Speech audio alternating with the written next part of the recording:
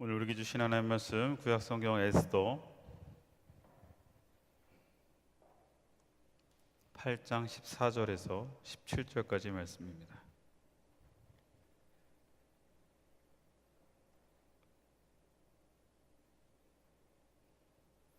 에스더서 8장 14절에서 17절, 우리 그 자리에 일어서서 오늘 우리에게 주신 하나님의 말씀 앞에 경건하게 서도록 하겠습니다.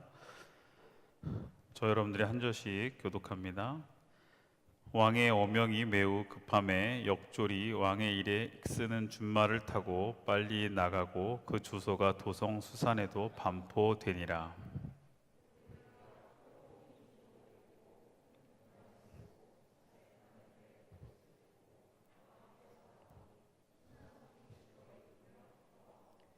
유다인에게는 영광과 즐거움과 기쁨과 존귀함이 있는지라.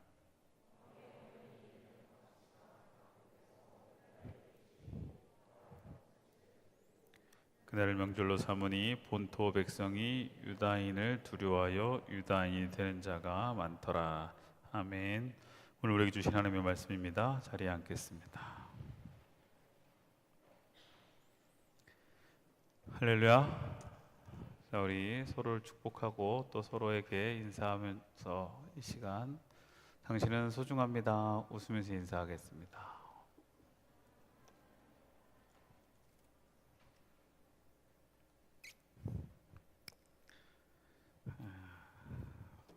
잘 안 되죠? 그죠? 오늘 오전에 잠깐 제가 다른 교회 주일 설교가 있어서 거기에 가서 또 동일하게 근데 인사를 하자고 했더니 처음이라서 어색해 하시더라고요. 근데 참 어디 가도 동일한 것 같아요. 첫 번엔 잘 안 되는데 두 번, 세 번 하면 잘 돼요. 그렇죠? 근데 우리는 한 거의 몇 년을 했는데 다시 한번 좀 웃으면서 서로에게, 여러분들, 우리가 오늘 이 시간 주님의 전에 나왔을 때 한 사람 한 사람들은 주님의 도구가 되어지는 줄로 믿습니다. 여러분들이 주님의 도구가 되어져서 옆에 있는 이들에게 그 마음과 주님의 사랑을 흘려보내는 겁니다. 그래서 웃으면서 다시 한번 서로에게 사명을 갖고 좀 축복합시다. 당신은 소중합니다. 할렐루야. 우리 시간 함께 찬양합시다.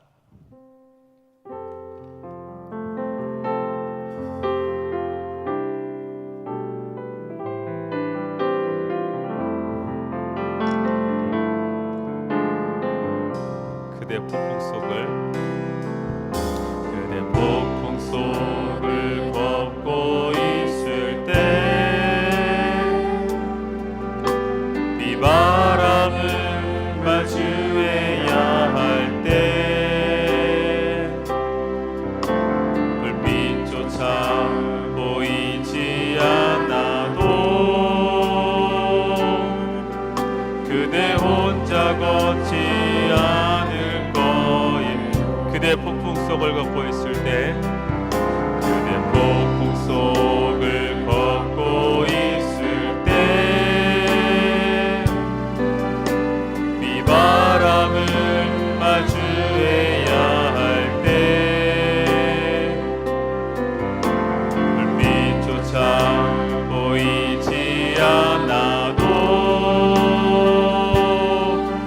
그대 혼자 걷지 않을 거예요. 두려움 앞에서 하늘을 보아요. 우리 옆에 있는 지체들에게 이제 손을 펼쳐서 걱정 마요. 꿈꾸는 그 길을 또 걷고 걸어요. 그대 혼자 걷지 않을 거예요. 두려움 앞에서 하늘을 보아요. 두려움 앞에서 하늘을 보아요. 외로운 그대여 걱정 마요. 꿈꾸는 그 길을 또 걷고 걸어요. 그대 혼자 걷지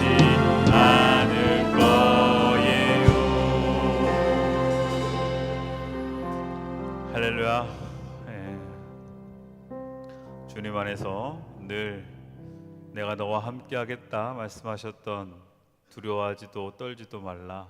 내가 너의 하나님이 될 것이다 말씀하시는 그 하나님의 음성 앞에 또 보이지 않아도 또 나타나지 않아도 내 삶 속에 일하시는 하나님의 놀라운 섭리와 계획들을 경험하며 나아가시기를 주의 이름으로 축원합니다.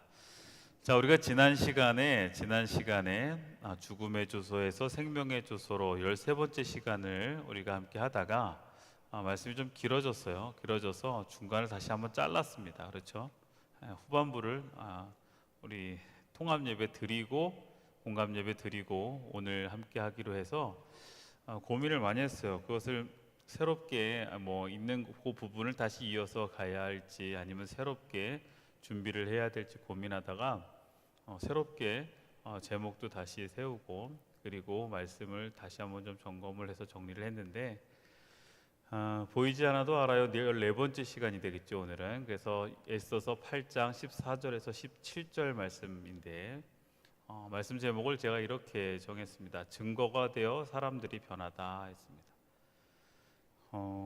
지난 시간 우리가 한 주 전이 있죠. 한 주 전인데 지난 시간 말씀을 기억하고 있는지 모르겠습니다. 어디까지 말씀이 끝났는지 여러분 기억하는지 모르겠지만 뭔가 이제 하나님께서 보이지 않게 일하고 계시는 상황 속에 놀라운 이제 그 세상을 바꿔가는 이야기들이죠. 세상을 바꿔가는 상황들. 그래서 제가 지난주에 이 부분을 같이 한번 말씀을 나눴던 기억이 있는데 기억하는지 모르겠어요. 운명은 뭐라고 그랬죠? 운명은 우리가 보통 운명 이렇게 이야기하는 것은 피할 수 없는 인생의 길, 정해진 삶의 결론 이랬습니다. 이건 내 운명이야. 다시 말하면 이것은 변할 수 없어. 이것은 이미 답이 난 거야. 결정된 거야. 그래서 그 정해진 결론이라는 운명 앞에 우리는 좌절하기도 하고 거기에 포기해버리기도 하고 또 거기에 타협하기도 합니다. 우리에게 주어진 상황이 여러분 운명이라면 우리는 그 운명에서 더 이상 벗어날 수 없겠죠. 그러나 믿음의 사람들은 이 운명이 아닌 섭리를 믿는 사람들이라고 그랬어요. 섭리라고 하는 것은 하나님의 계획과 뜻과 그 안에 주권적인 하나님의 인도가 있다라는 거예요.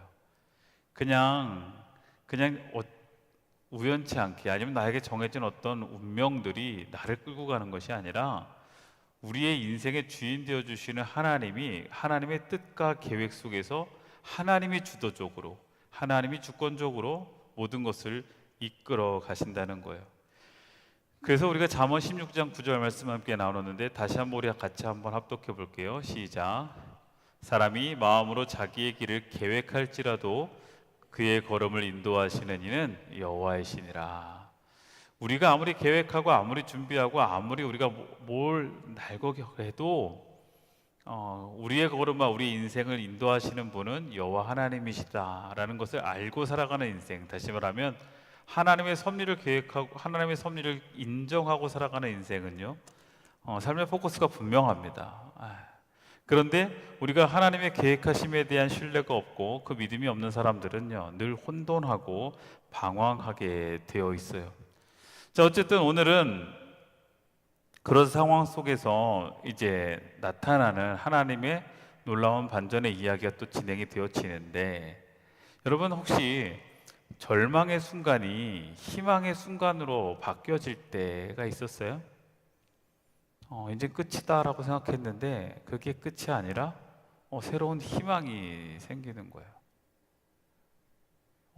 나는 완전 끝난 줄 알았는데 끝난 게 아니었어요. 예전에 제가 한번 말씀 때도 나눴지만 저희 몰래 제가 예전에 젊을 때죠. 지금도 젊습니다. 근데 마이크 소리 조금만 줄여줘도 될 것 같아요. 어릴 때죠. 그러니까 어릴 때 아버지 몰래 차 끌고 나갔다가 차 확 긁고 나가지고 아버지 미국 출장 계신 사이에 아버지 차 새로 싼 차를 그냥 고속도로에서 긁어가지고 앞에 범퍼가 다 나갔어요. 그리고 아버지 오는 날 그날 심판의 날까지 엄청 두려웠어요. 뭐 경험해 본 사람도 있을 거예요. 뭐 이 정도는 아니어도 뭐 작은 것들이라도. 그러니까 아버지 오시는 날이 저에게는 기쁨의 날이 아니에요. 왜? 아버지 저랑 약속했는데 뭐냐면 미국 가서 리바이스 청바지, 리바이스 50을 사오신다고 약속하고 가셨는데 다른 때 같으면 그 오시는 날을 기다리고 있었을 거예요. 왜냐하면 그 당시 리바이스 501은 진짜 부의 상징이었어요. 못 입었어 그거. 단추 이렇게 채워 지퍼 대신 단추. 그래가지고 제 아버지가 미국 갔다 오시면서 미국에 연수가 있어 갔다 오시면서 뭘 갖고 싶냐서 나는 리바이스 501 꼭 갖고 싶다. 미국은 좀 싸니까. 그래서 이제 아버지가 그걸 사가지고 사러 가셨. 그거 사러 간 건 아니지. 근데 출장 가셨으니까 오는 날만 기다렸을 거 아니에요, 제가. 그 사건이 터지기 전까지는 아버지 오는 날이 저에게는요, 뭐요? 기다림의 날이에요. 그리고 드디어 이제 제가 천국 가는 날이잖아. 우리 신앙적으로 얘기하면 주님 오시는 날이란 말이에요.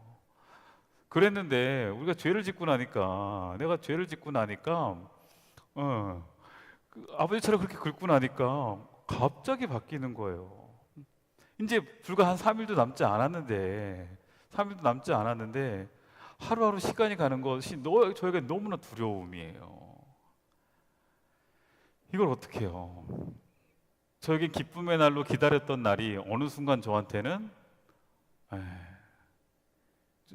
심판의 날이고 두려움의 날이고 이걸 어떻게 해? 그래서 이제 아버지가 오셨어요. 아버지가 오신 날 저녁 때 밤 늦게 오시니까 주차장에 차가 세워져 있고 들어오셨는데 정말 뭐 가서 제대로 오셨어요라는 인사도 못 하고 있는 상황에서 조용히 나갔습니다. 근데 아버지가 못 보신 것 같아. 아무렇지도 않게 저를 반갑게 맞이해 주시고 그 다음에 뭐 아무렇지도 않게 제가 눈치를 쭈삣쭈삣 보고 있는데 제 예상은 들어오면서 이거 뭐야? 이거 들어오실 줄 알았는데, 그죠? 일곱 나팔 막 불 줄 알았어요, 진짜 요한계시록에 그런데 그런 일들이 나타나지 않고 그냥 아무렇지도 않게 들어오셔서 못 보셨구나. 내일 아침. 그래서 이제 아버지가 막 이제 제 동생이랑 저랑 뭐 갔다 온 거서 선물 탁 리바이스 선물 탁 이렇게 야 이거 너 이거지 하고 딱 근데 이제 단추 딱딱딱딱 있는데 그게 저한테 하나도 기쁨이 아닌 거예요. 지금 왜? 저한테는 지금 돌아올 심판이 있단 말이죠. 그래가지고 고민하다가 갖고 오는데 막 제 표정이 안 좋은지 너 왜 그러냐? 그래서 아니에요. 그래서 조금이라도 더 이실 짓고 얘기를 못 하겠는 거지. 그러고 있다가 이제 다 씻고 누워서 이제 자려고 막 준비를 하고 있는데 이제 아버지가 제가 저를 보더니 이렇게 얘기하시는 거였어요. 야, 괜찮아. 알고 봤더니 이제 어머니가 얘기를 하신 거야 다. 영주가 거기 부대 신녀회 모임이 있어서 간다고 또 몰래 끌고 나갔다가 저렇게 됐다. 그래서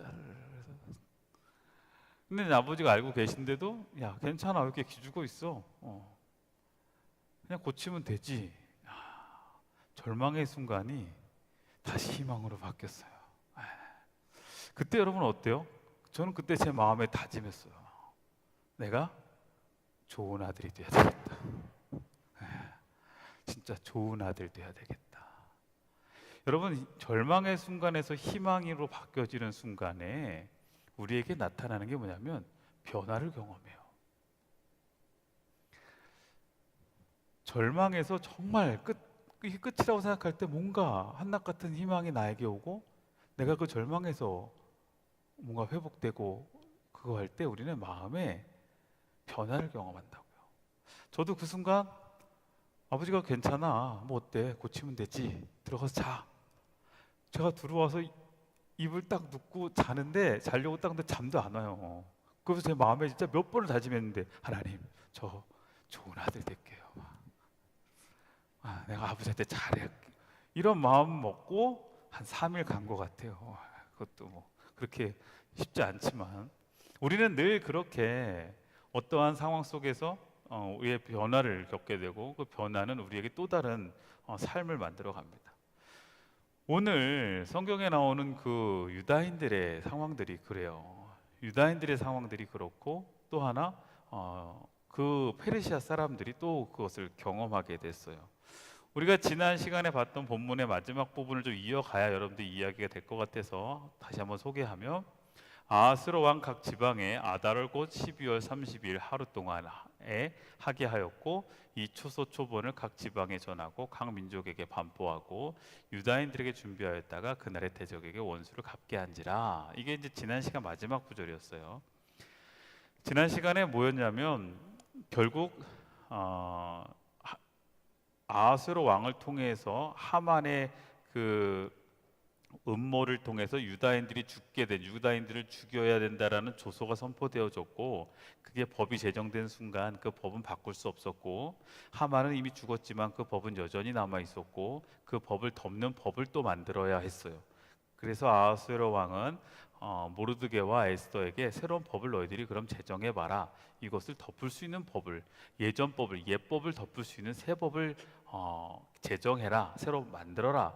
그래서 어떻게 했어요? 자기를 보호할 수 있는 법, 그리고 유다인들이 자기 스스로를 보호할 수 있는 법과 자신들에게 공격이 올 때 그것을 공격할 수 있는 법을 만들었단 말이에요. 그러니까 스스로 자기 방어를 하라고 했단 말이에요. 그렇게 하고 그 법을 이제 어떻게 하라는 거예요? 이 조서 초본을 각 지방에 전하고 모든 민족에 빨리 전파하라. 이렇게 이야기되어진 상황입니다. 자, 그럼 이제 오늘 본문을 좀 볼게요. 오늘 본문은 14절부터 시작이 되어지는데, 왕의 어명이 매우 급함에 역졸이 왕의 일에 쓰는 준말을 타고 빨리 나가고 그 조서가 도성 수산에도 반포되느니라. 이렇게 시작됩니다. 아까 이야기했던 그 이제 새로운 법, 옛법이 아닌 새 법이 제정이 되어졌는데, 그 새 법이, 왕의 어명이 이제 어떻게 해요?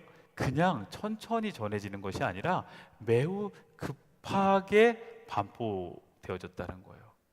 빨리 반포해라 이렇게 이야기한 거예요. 자, 왜 빨리 반포해야 했을까요? 자, 이 매우 급하게라는 이 단어를 원어로 보면요, 이것은 단순한 속도를 이야기하는 것이 아니라 상태를 묘사하는 단어예요. 급하게라는 게 빠르다는 게 중요한 것이 아니라 긴박하다라는 의미가 더 커요. 그래서 이것은 아주 긴급성을 가지고 전해야 된다는 거예요. 왜? 이것은 뭐가 달려있기 때문에 그래요? 생명이 달려있기 때문에 그래요.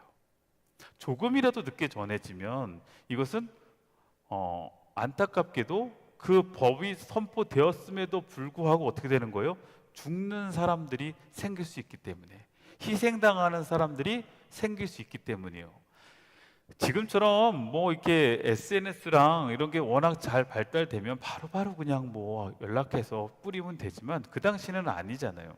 아까도 우리가 보았던 것처럼 역졸이 왕의 일에 쓰는 준말을 타고, 그 당시 페르시아는 그래도 다른 데보다는, 다른 나라보다는 이 뭐죠? 네트워크가 되게 잘 돼 있었어요. 그래서 각 지방 고을마다 뭐예요? 이 어명이 전달되어지는 그 전달을 하는 그 뭐죠? 말을 타고 전달하는 역졸들이 있었단 말이에요. 그럼에도 불구하고 그 상황을 좀 더 긴급하게, 더 빠르게 전하라고 이야기했어요. 왜냐하면 생명이 달려있기 때문에. 자, 여러분, 지난 시간에도 이야기했지만 옛법과 새법을 제가 뭐라고 그랬어요? 옛법은 우리가 하나님의 자녀로 인해서 하나님의 지으심 받은 우리들이 죄로 말미암아 어떻게 해요? 죽을 수밖에 없는 죄인이 되어졌어요. 그래서 우리는 죽을 수밖에 없는 죄인이에요.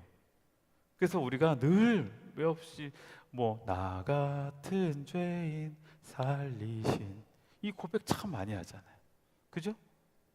왜? 우리는 죄인이니까. 그래서 우리는 죽을 수밖에 없으니까. 그 죽음이라는 건 단순하게 육체의 죽음만을 이야기하는 것이 아니라 우리의 영혼이 죽어도 하나님의 나라에 들어갈 수 없고 영원히 살 수 없는, 영혼의 생명을 누릴 수 없는 존재라는 거예요. 하나님과 단절돼서. 그래서 하나님은 우리에게 인간이 하나님의 율법을 하나하나 지켜가면서 그들 나름대로 뭐 하는 거예요? 자신들이 옛법 안에서 하나님의 백성으로 거룩하게 구별되어지는 율법 앞에 서게 했어요. 그런데 그 율법은 이게 영구적인 게 아니에요. 계속 어떻게 해야 돼요? 계속 해줘야 돼요. 이거 마이크 잠깐 좀 체크를 좀 해줘요. 계속 방송실? 소리 자꾸 퍽퍽거려 이게.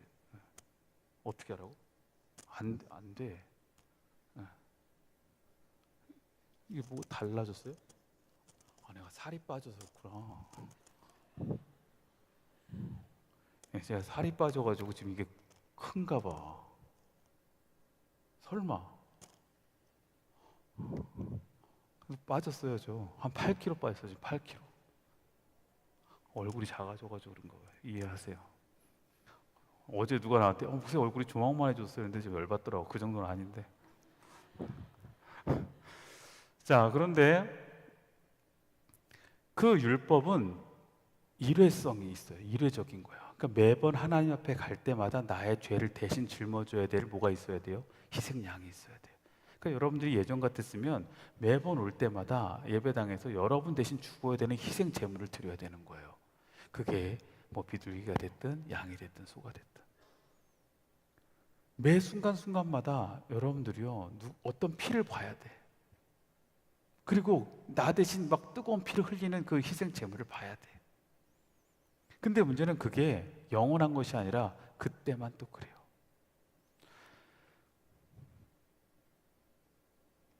예를 들면 그런 거예요.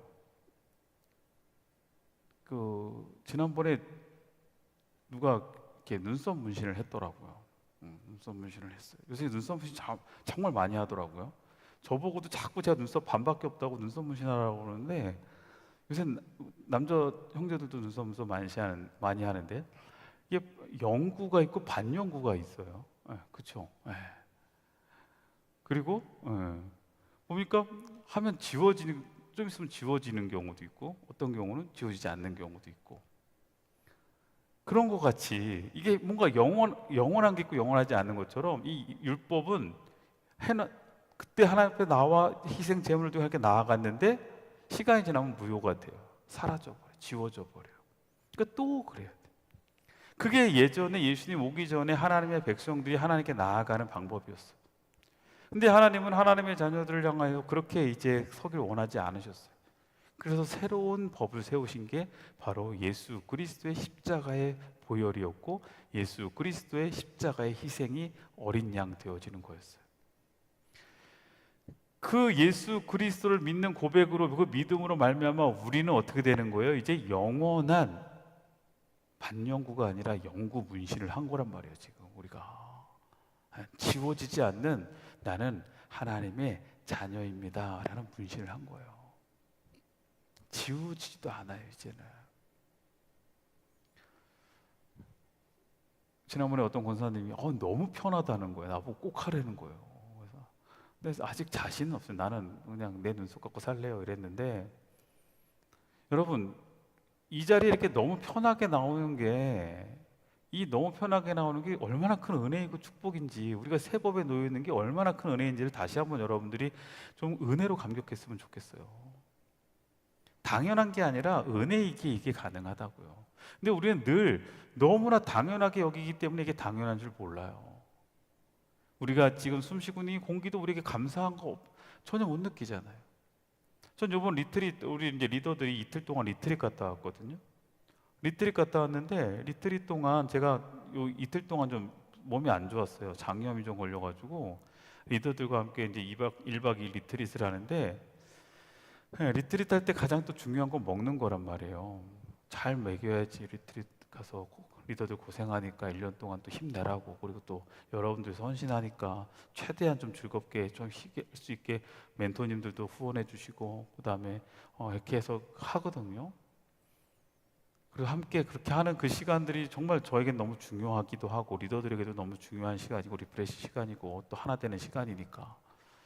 그런데 하필 딱 출발하기 전날 제가 장염이 걸린 거예요.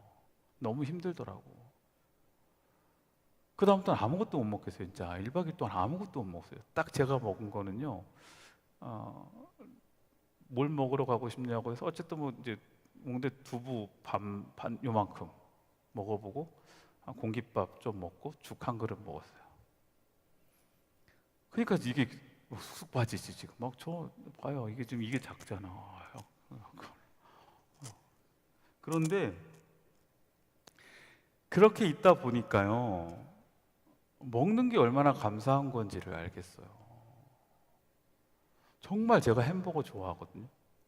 수제버거 너무 좋아하는데, 그래서 제가 봉기성 간사한테 양양 가서 수제버거 꼭 먹자고 그랬거든. 그래갖고 제가 수제버거를 진짜 먹으려고 그 전날까지도 정말 노력하고 기도하고 정말 일찍 잤어요. 하나님, 나 오늘 일찍 잘 거니까, 리더들 놀게 하고 저 일찍 잘 거니까 내일은 햄버거 먹고 싶어요. 나 이랬다고 진짜. 근데 하나님이 모든 기도를 들어주시진 않아요. 근데 욕심의 기도는 안 들어주시는 것 같아요. 결국 못 먹었어요. 옆에서 먹고 있는 햄버거를 보는데 진짜 와, 여러분, 우리가 누리고 있는 것이 얼마나 감사한지를 알면서 살아가면 여러분 얼마나 행복한 줄 알아요?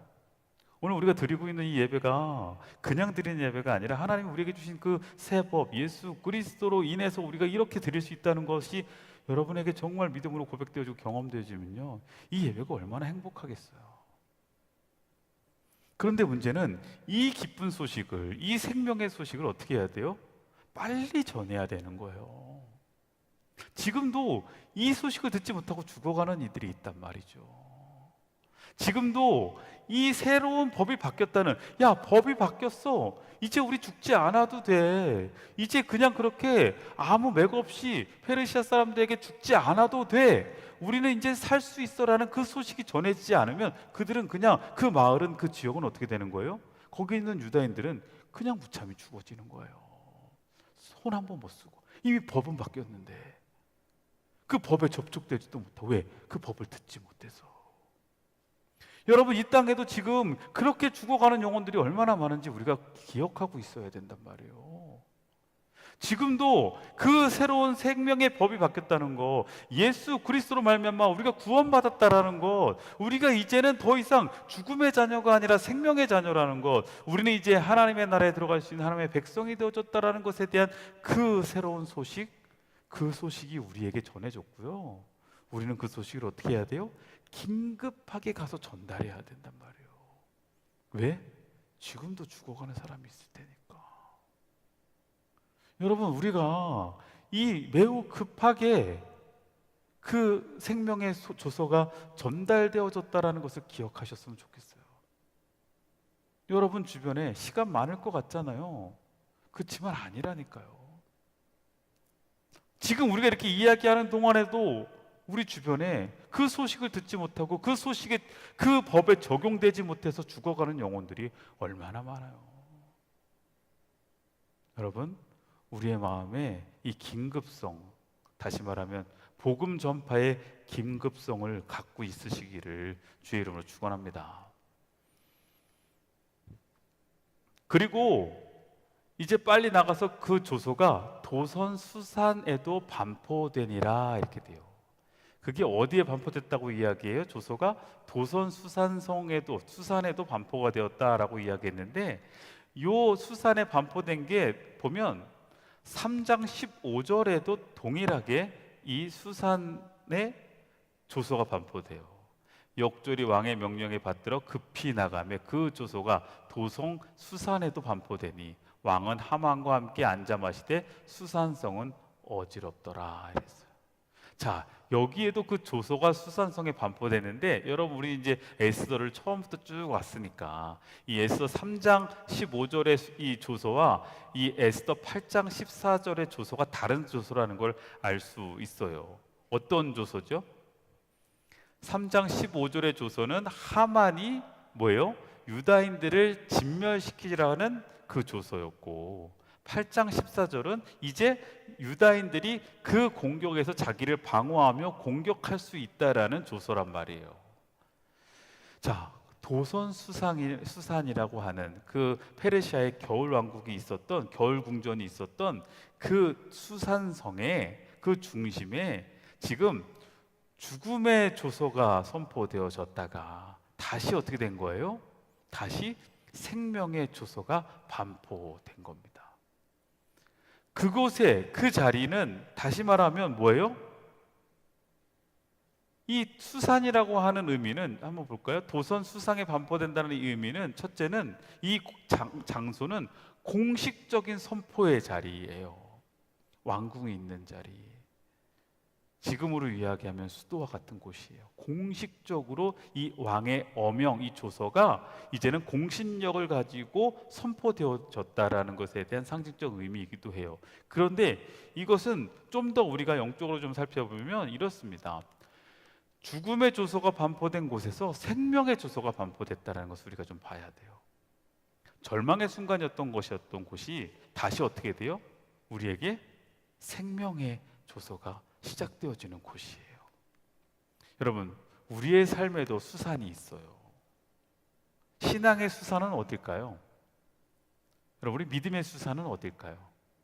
그 시작점, 죽음의 시작이었는데 그것이 생명의 시작이 되어져요. 죽음의 끝에 마침표라고 생각했던 그곳이 다시 새로운 시작점이 되어졌던 그곳, 거기가 어디죠? 어딜까요? 십자가죠. 모든 이들은 그 십자가는 절망이었고 그 다음에 그냥 처절한 죽음만이 남아있는 곳이라 생각했어요. 예수님이 십자가에 죽으실 때도 모든 이들은 그곳에서 절망을 경험했단 말이에요. 그런데 하나님은 그 절망의 마침표에서 다시 새로운 희망을 써내려 가시고, 죽음의 마침표에서 하나님은 다시 뭐를 시작해요? 생명을 시작하십니다. 십자가에서 일어났던 그 놀라운 역사는 여러분 우리의 삶의 자리에서도 나타날 거예요. 여러분이 절망으로 겪고 있는 지금 절망이라고 느끼고 있는 그 삶의 자리가 여러분 하나님의 섭리가 일하기 시작하면 그 절망의 자리가 새로운 희망의 시작의 자리로 바뀔 수 있어요. 그러니까 여러분 단정 짓지 말라고요. 우리에게 있는 이 수산, 우리의 삶의 수산은 이제는 절망과 두려움의 메시지가 들리던 바로 그 자리에서 하나님의 희망과 생명의 소식을 반포하시는 그 하나님의 음성을 듣는 자리로 바뀌어줘야 된다는 얘기예요. 세상은 끊임없이 우리에게 절망과 두려움의 메시지를 준다고요. 희망을 꺾고 희망이 없다라고 이야기하는 그 자리에서 여러분 하나님은 아니에요. 그것을 우리에게 수산으로 세우실 거예요. 거기서 하나님은 바꾸셔서 거기서 어떻게 해요? 하나님의 희망과 생명의 소식을 우리에게 또 말씀하신다고. 어떤 이들은 그곳에서 그 하나님의 말씀을 듣고 하나님의 그 음성을 듣고 새롭게 시작하는 이들이 있고 기쁨을 누리는 이들이 있는가 하면, 어떤 이들은 그 소리를 듣지 못하고 절망의 소식 앞에 절망만 할 수도 있죠. 그래서 여러분 우리의 삶의 수산은 새롭게 시작하는 시작의 자리가 되어줘야 돼요. 여러분의 삶의 자리가 지금 여러분이 놓여져 있는 죽음의 조소를 받고 있는 그 수산, 거기서 머물러 있지 말고 그 삶의 자리가 생명의 조소를 다시 받게 되는 희망의 시작의 자리가 되길 주의 이름으로 축원합니다. 어떤 이들은 그 자리에서 걸려 넘어져요. 걸림돌에서 넘어지잖아. 근데 믿음의 사람들은 하나님의 그 걸림돌을 통해서 디디고 일어설 수 있게 하신다고요. 며칠 전에 제 페이북을 보는데 제 교회 후배 목사님이 교회를 새롭게 개척을 해서 교회 이름과 로고를 했는데 교회 로고가 너무 이쁜 거예요. 이렇게 돌멩이를 이렇게 해서 교회 이렇게 해서 너무 색깔도 이쁘게 해서 했더니 교회 이름이 뭔가 했더니 디딤돌 교회 이렇게 돼 있더라고. 디딤돌 교회. 여러분 우리의 삶의 자리엔 하나님이 늘 우리는 걸림돌이라고 생각했던 그 돌을 우리에게 걸림돌로 놓으시는 게 아니에요. 우리에게 걸려 넘어지라고 하나님 그 돌을 놓으신 게 아니라고요. 처음에는 걸림돌인 것 같아서 원망하지만 믿음으로 그 자리에서 하나님의 음성을 듣고 믿음의 시선을 가진 사람들은요 다시 재발견돼요. 이건 걸림돌이 아니구나, 디딤돌이구나. 그래서 믿음의 사람들은요 그 걸림돌이라고 느꼈던 그 걸림돌에서 넘어져 포기하는 게 아니라 넘어졌을지라도 다시 일어서서 그 걸림돌을 디디고 나가는 거예요. 간절히 바라기는 이 자리에는 여러분들이 걸림돌에 넘어지고 포기해버리지 말고 디딤돌로 새롭게 시작해 보시기를 바라요. 지금 여러분들이 보여지는 그 걸림돌이라고 하는 것을 갖고 다시 한번 하나님께 기도해 봐요. 이게 정말 걸림돌일까? 나에게 주는 핸디캡일까? 나에게 지금 삶의 문제일까? 아닐걸요? 하나님이 섭리가 역사하시면 여러분 그 상황과 그 문제는 여러분들에게 디딤돌이 될 수 있습니다. 그래서 하나님은 그렇게 새롭게 시작하시죠. 우리 이사야 43장 18절에서 19절 우리 같이 한번 읽어볼까요? 시작.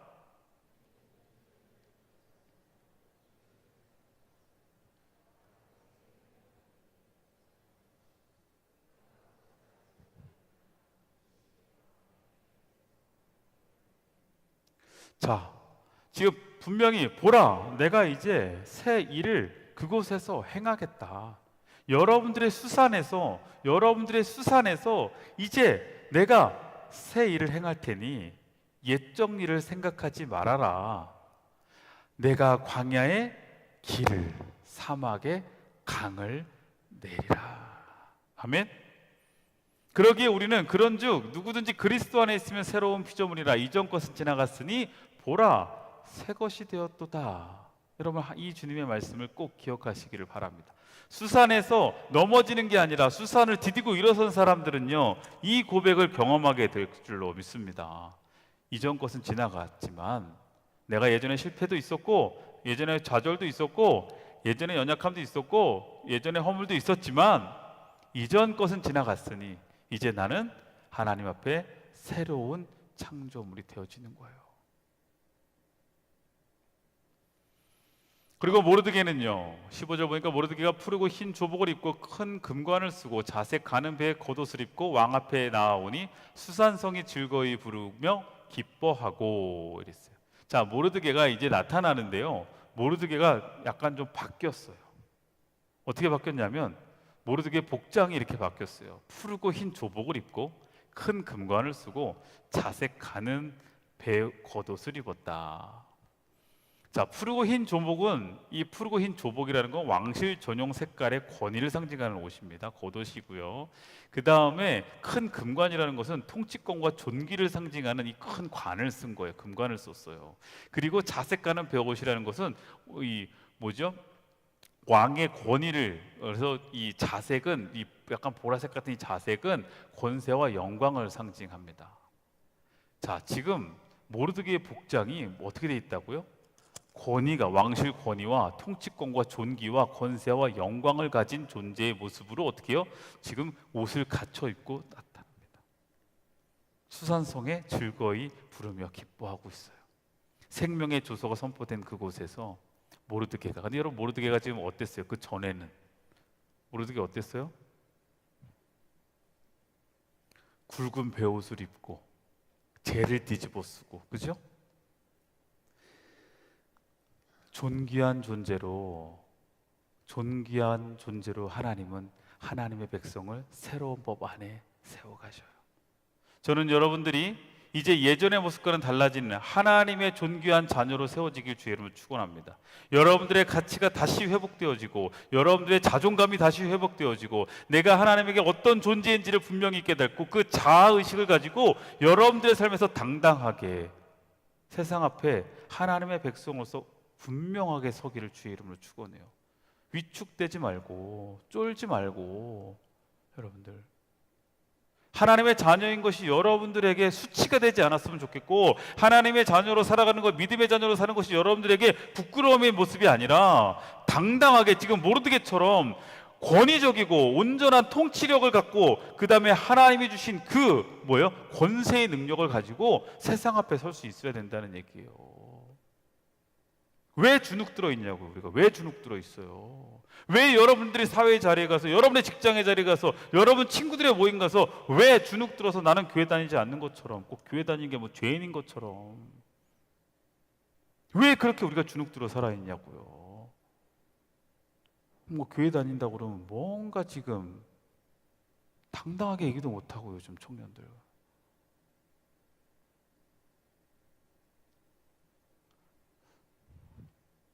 우리 교회 청년들은 그렇지 않지만, 우리 교회 청년들은 그래도 차 새로 사면 십자가 다는 거 막 줄 서서 달아달라고 그러잖아요, 우리는. 그래서 참 감사해요. 근데 그 얘기를 했더니 어떤 아는 후배 목사가 그거 너무 좋다고 자기도 하겠다는 거예요. 그래갖고 십자가를 이제 자기네 교회에서 하겠다는 거예요. 그래서 해도 되니? 뭘 나한테 묻니? 내가 뭐 설마 뭐라 부르겠니? 하라고 했어요. 근데 우선 저도 저희 청년 공동체에서 그거 좀 해보려고 한대. 그래서 해라 그랬어요. 어떻게 하니? 네 마음대로 해라. 뭐 방식이 있니? 그래서 나는 이렇게 하는데 목사님 마음대로 하세요. 그냥 그래서 했는데 얼마 전에 전화가 왔어요. 근데 왜 우리 교회 청년들은요 저한테 십자가 달아달라는 말을 안 하죠? 그래서 왜 그러냐 했더니 누가 차를 샀대. 그래서 그러면 우리 십자가 제가 달아줄까요? 이랬대요. 그랬더니 괜찮아요 목사님. 목사님 번거로우신데 이랬대요. 그래서 아니 달아줄게요. 그랬더니 괜찮아요. 괜찮았대. 아니 괜찮아요. 알고 봤더니 나중에 들은 얘기인데 그 목사님이 들었대요. 그때 십자가 다는 걸 불편해 한다는 거예요. 서울에서 십자가 달고 다니면 차 타고 다니다가 뭐 할 수도 없고. 그래갖고 청년들이 차에다 십자가 다는 걸 싫어한대요. 내가 그 얘기 들으면서 난 행복한 목사다 진짜. 다른 때 막 줄 서서 한 3대까지 내가 달아본 적이 있잖아 지난번에.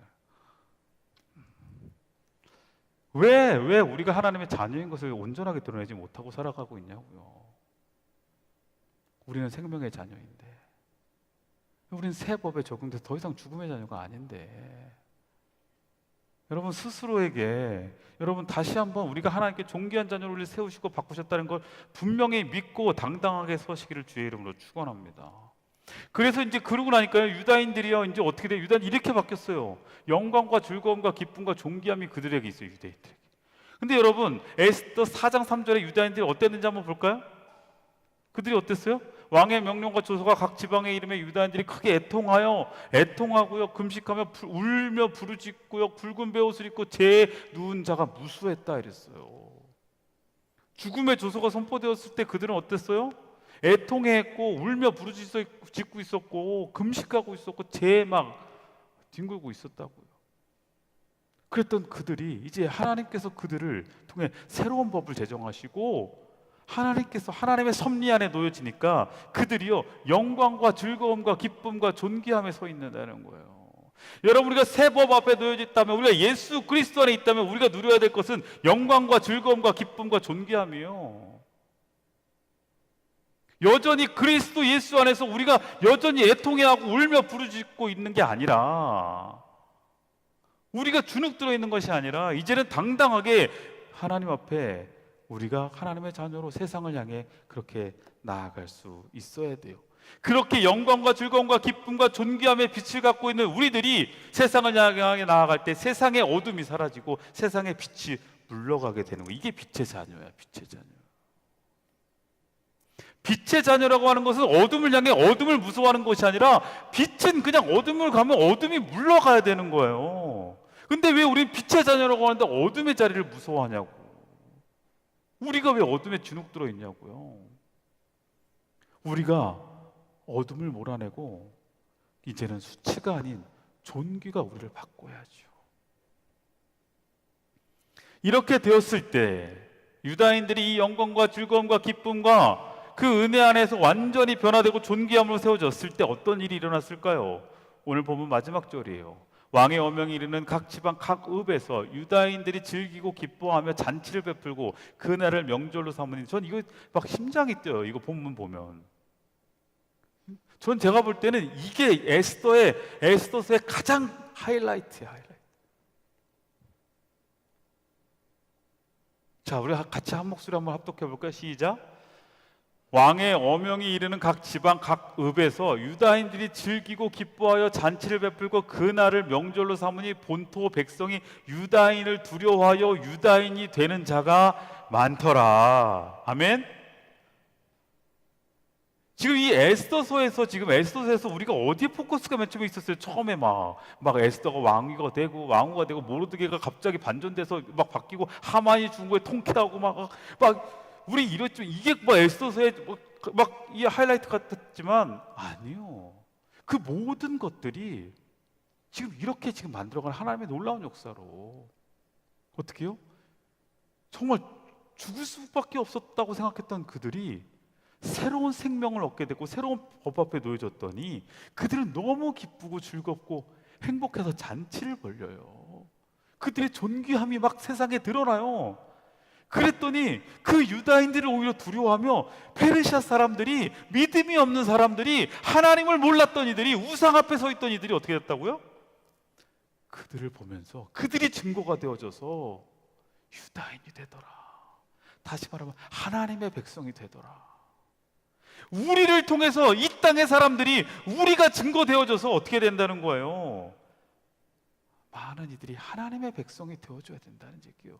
우리 안에 즐거움과 영광과 그 기쁨과 존귀함이 있어야 그것이 세상에 영향력을 준다는 얘기예요. 우리가 그냥 주눅 들어가지고 그냥 애통해하고 있고 맨날 이러고 있고 수치심을 느끼고 있고 이런 우리들 향해 누가 지금 우리를 통해서 하나님에게 돌아오겠냐고요.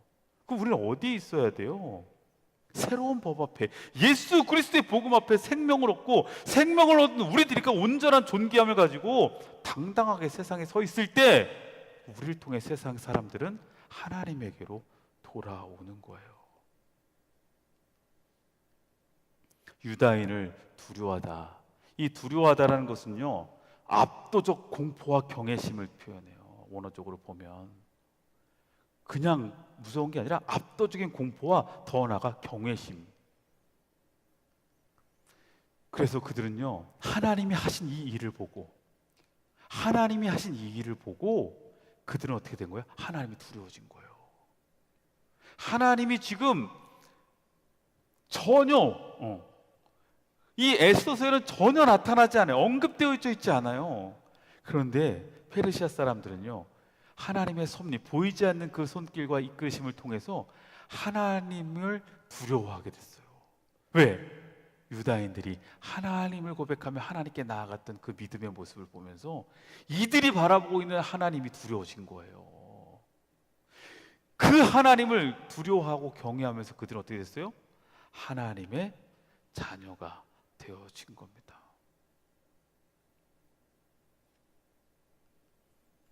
하나님을 경외하고 두려워하게 되었더니 모든 이들이 유다인이 되는 자가 많았더라. 이렇게 마무리하잖아요. 여러분의 삶을 통해 여러분의 주변에 있는 이들이 하나님을 보아야 돼요. 우리가 하나님의 증거가 되어줘야 된다고요. 여러분, 하나님은요, 우리를 통해 세상을 향한 구원의 문을 여십니다. 그러기에 우리는 증거되는 삶을 살아야 돼요. 증거되는 삶을 살고 그 삶을 통해 하나님을 증거해 내야 됩니다. 오늘 아까 이거는 제가 후반부에 마지막에 막 마무리하다가 마무리 다 해놨는데 아까 청년들이랑 얘기하다가 갑자기 로비스트 얘기가 나와가지고 내가 다시 급하게 넣었어요. 하나님의 로비스트가 되라. 여러분, 로비스트가 뭐죠? 로비스트, LOBBYIST. 지난번에 보니까 스펠링 틀렸다고 또 뭐라고 막 하는 친구들이 또 있더라고요. 자, 로비스트 뭐죠? 이익단체와 입법부를 연결해주는 중간 매개자예요.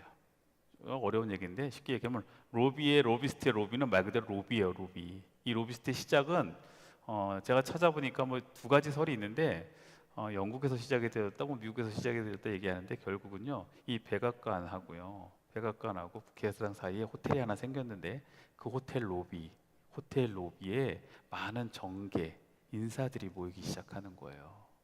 그러니까 거기에서 서로 간에 뭘 해요? 이제 우리에게는 로비스트라는 것이 뭔가 좀 부정적이잖아요. 그런데 미국은 이 로비스트가 되게 합법적입니다.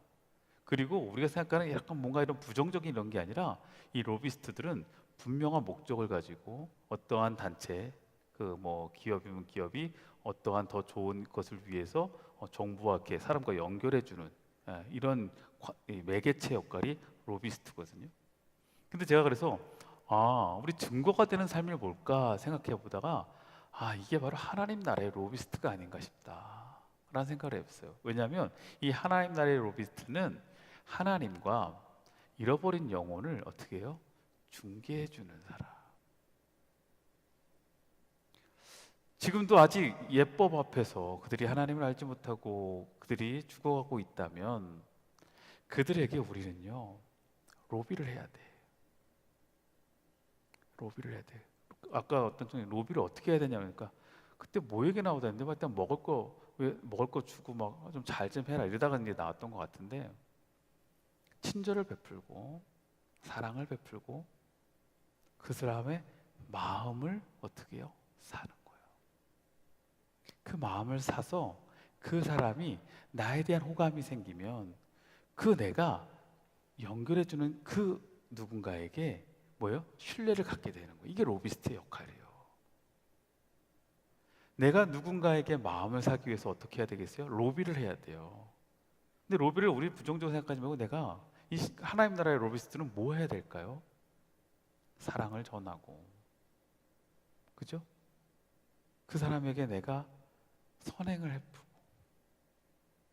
때로는 따뜻한 말 한마디, 때로는 내가 살아가고 있는 모습들을 통해서 그들이 나를 어떻게 해야 돼요? 신뢰하는 거예요. 나를 신뢰하면 내가 연결해주는 하나님, 내가 믿고 있는 하나님, 내가 고백하고 있는 하나님을 그들에게 연결해 줄 때 그들은 나를 신뢰해서 그들을 잡는 거예요. 나를 통해서 하나님을 잡게 만들어야 된다고. 우리 주변에 여러분 주변에 믿지 않는 사람들이 나를 통해서 내가 아무개 너라면 너가 믿는 하나님 나도 믿고 싶어. 너가 고백하는 하나님 나도 고백하고 싶어. 너가 의지하고 있는 그 하나님 나도 의지하고 싶어. 너가 그렇게 사랑하는 하나님 나도 한번 사랑해보고 싶어 라는 그런 마음을 가질 수 있도록 우리가 어떻게 해야 돼요? 하나님 나라의 로비스트가 돼야 된다고.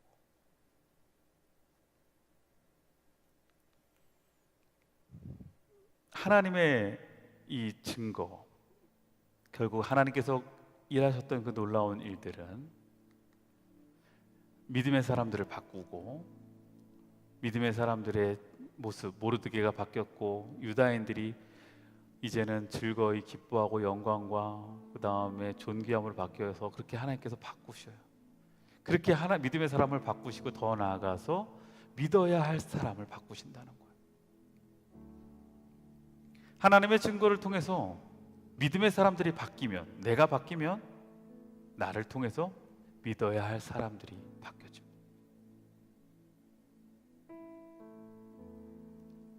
증거가 되어 사람이 변화된다. 여러분,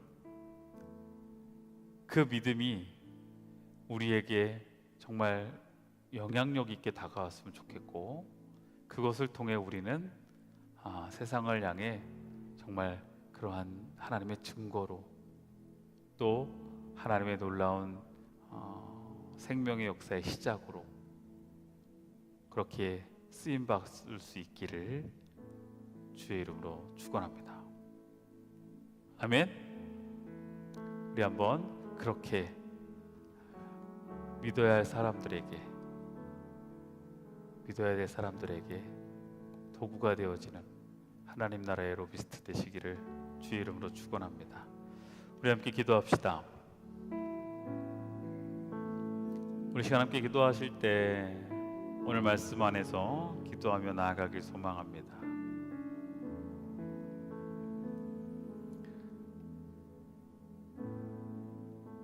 정말 하나님의 사람들이 이 땅에서 하나님이 우리에게 새롭게 세우신 십자가 앞에서, 이건 절망도 아니고 끝도 아니고 새로운 시작이고 희망이고 생명인데, 그 수산의 자리에서 변화되어져서 우리의 존귀함과 우리의 존재가 변화되어짐을 통해 우리는 세상에서 영향력 있는 하나님의 자녀가 되어집니다. 더 이상 주눅들지 말고 우리가 세상을 향해 담대히 나아갈 수 있기를 원하고, 세상에서 하나님의 말씀을 전하며 사랑을 전할 수 있는 그러한 하나님 나라의 로비스트 되길 소망합니다. 이 시간에 말씀 붙잡고 내 안에 주시는 하나님의 그 마음 붙잡고 이 시간 기도하며 결단합시다. 기도하겠습니다. 하나님, 오늘도 우리에게 주시는 하나님의 은혜와 말씀을 다시 한번 붙잡습니다. 성령 하나님께서 이끄시는 주님의 은혜의 자리에서, 성령 하나님께서 우리에게 세우시는 그 놀라운 은혜의 자리에서 하나님, 우리가 한 번 더 이제는 우리가 하나님의 증거가 되어질 수 있는 하나님의 거룩한 백성이 되어지기를 원합니다. 그래서 하나님, 우리가 더 이상 이제는 예전의 모습이 아닌 하나님께서 바꾸신 새로운 모습으로, 예전의 존재가 아닌 새로운 존재로 변화되어 증거되는 삶을 살아낼 수 있도록 인도하여 주시옵소서. 그래서 하나님, 우리가 이제 믿음의 사람들, 우리가 바뀌고 우리의 바뀜이 믿어야 할 사람들을 바꿀 수 있는 하나님의 증거가 되어줄 수 있도록 이끄시고 역사하여 주시고, 하나님께서 이루시는 놀라운 일들을 다시 한번 회복하며 나아갈 수 있는 귀한 시간들이 되게 하여 주시옵소서. 믿음의 길, 믿음의 삶이 우리에게 있게 하여 주시옵소서. 하나님, 많은 이들이 하나님을 두려워하여 다시 하나님의 마음을, 하나님의 사랑을 두려워하여 그것을 또한 갈급해하여 하나님의 나라 백성 되기를 소망합니다. 하나님을 경외할 수 있는 이 땅이 되길 소망하고, 하나님을 경외하며 많은 이들이 주님의 전에 모여드는 일이 다시금 회복되기를 소망합니다. 하나님, 그러한 하나님의 나라가 세워지는 증거가 되어질 수 있는 저희들이 되게 하여 주옵소서. 그래서 그 하나님의 증거가 나를 바꾸고 내가 또 다른 이들을 변화시킬 수 있는 믿음의 도구가 되게 하시고 하나님 나라의 증거가 되게 하여 주시옵소서. 예수님의 이름으로 기도드립니다. 아멘.